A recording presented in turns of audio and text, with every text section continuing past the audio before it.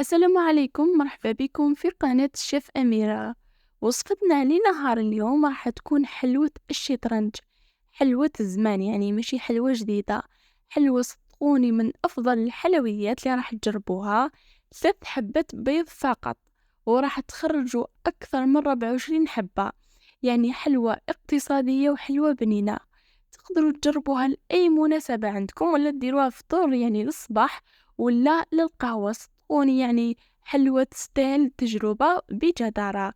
قبل ما نبدأ في الوصفة ما تنسوش الاشتراك في القناة ليصلكم كل جديد يعني نحطه في القناة، والإعجاب بالفيديو فضلا وليس أمرا، والصلاة والسلام على رسول الله. يعني قبل ما نبدأ في الوصفة تاعنا يعني ما تنسوش تجربوا هذه الوصفة وتخليوا لي رايكم في التعليقات، راح نستناكم بإذن الله. هنا راح نكسروا 3 حبات بيض ونكونوا خرجناهم من الثلاجة يعني من قبل. من بعد راح نروح نخلط يعني البيض تاعنا قبل ما نضيف السكر، يعني هذه خطوة أساسية. من بعد يعني حجم الكاس متاعنا راح يرفد 240 مليلتر، تقدروا يعني تستبدلوه بكاس أم وليد يعني يرفد نفس السعة. هنا نخلطو مليح مليح الخليط تاعنا بالباتور. هنا قلت لكم الباتور يعني خطوة أساسية، واللي ما عندهاش تقدر تستخدم الخلاط اليدوي يعني لكن راح تتعب شوية حتى يعني يصبح عندنا هذا القوام شوية أبيض، يعني ماشي كيما الجينواز ولكن راح نخلطوه مليح. هنا راح نجيب نفس الكاس يعني اللي كيلز به السكر، السعة تاعو 240 مليلتر. راح نعمرو زيت ونفرغو غي بالتدريج كما راكم تشوفوا هنايا، ونخلط يعني لازم نخلطو ونضيفو بالتدريج الزيت تاعنا.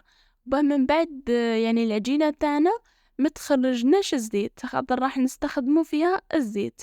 هنا نخلطو مليح مليح يعني الزيت تاعنا. من بعد راح نروح نجيب نفس الكاس ايضا، راح نكيلو به نص كاس من المايزينا ولا النشاء، نخلطو مليح مليح. في هذه المرحلة تقدروا يعني تستغنوا عن الخلاط الكهربائي، يعني تستبدلوه بالخلاط اليدوي ولا بيدكم ولا بالملعقة فقط. هنا راح نروح نبدأ نضيف الفرينة. هنا الفرينة راح نعطيكم أبي بري شحال دات لي. وهنا الخميرة الكيميائية راح ندير كيس ونصف، يعني 15 جرام من الخميرة الكيميائية يعني اللي يحبوا بالجرام. هنا نخلطو مليح الخليط تاعنا. انا راح نخلط بالباتور وذوكا يعني نستغنى عنه، يعني خلاص مادام ما خلطت مليح راح نستغنى عنه.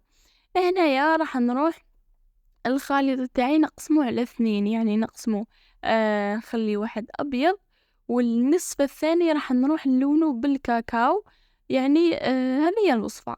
اذا راح نروح نجيب الفرينة تاعنا. هنا راح نضيف كاس الاول نخلطه مليح. هنا راني راح نضيف الكاس الدوزيام. هنايا الخليط الابيض راح يديلكم ابي بري، راح يديلكم واحد 2 كيسان ونص هكذاك. مستحيل يعني يفوتلكم ل3، إلا إذا كان يعني حجم البيض تاعكم كبير بزاف. وهنا العجينة لازم تكون طرية يعني فوق اللازم شوية، خاطر من بعد راح نستخدمو معاها الزيت ومش راح تلصق. هنا راح نضيف يعني 2 مغارف صغار يكونوا معمرين من الكاكاو، يكون يعني بذوق الشيكولا، اللون تاعو يعني ماشي أسود. وهنايا وراح نضيف معاه ملعقة تكون يعني صغيرة تكون معمرة مليح من الكاكاو الأسود، وهي يعطيني اللون فقط. هذاك راح يعطي لي يعني الذوق، والآخر راح يعطيني اللون. هنا راح نروح نضيف الفرينة. هنا يعني عجينة الكاكاو كما راني نقول لكم ما تديكمش نفس الفرينة اللي درناها في العجينة البيضاء، خاطر الكاكاو راح ييبس بالخف. هنا بعد ما تطموها عفوا راح تديكم حوالي كاس حتى كاس ونص. هنا راح نجيب السنيوة تاعي لي يعني المقاس تاعها 30 على 25، ندهنوها مليح بالزيت. وراح نجيب الزيت نعاون به روحي خاطر العجينة تاعنا راح تكون شوية تلصق. ندير كويرات بهذه الطريقة، يعني اللي حبيتو توزنوهم لكم الاختيار، يعني ديروهم بين 5 جرام 10 جرام حتى 30 جرام، يعني كيما تحبوا، يعني من 10 جرام حتى 30 يعني تجيكم هايلة. هذا الوصفة هي الحجم المناسب لهذا الكرة 20 جرام، يعني تجيكم سوا مع السنيوة. هنا يعني راح ندير يعني كورية سوداء وكورية بيضاء ونخالفهم بهذه الطريقة، يعني طريقة بسيطة جدا وسهلة. هنا راح نروح نشعل الفور على 180 درجة، قبل شعلته 10 دقائق، نطيبوها مليح من التحت. بعد ما تطيب من التحت راح نشعلها من الفوق مامبا 5 دقائق وتطيب بهذه النتيجة.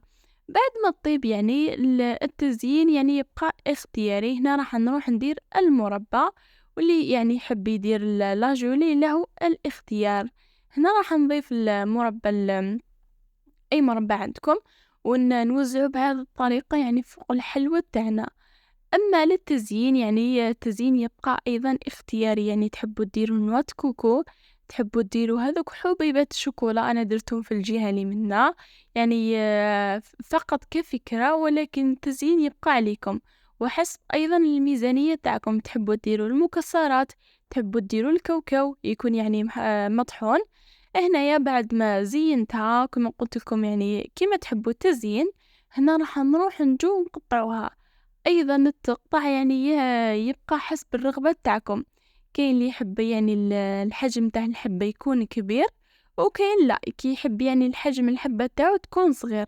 بالنسبة اللي يحبوا يعني الحجم تاع الحبة تاعهم يكون صغير، الكوريات فقط يصغروهم، يعني كل ما صغرتي الكرة تاعك راح تجيك يعني الحبة أصغر، وبالتالي راح تحط لك كمية أكبر يعني من الحلوى، يعني تحط لك يعني بزاف، تحط لك أكثر يعني من 24 حبة.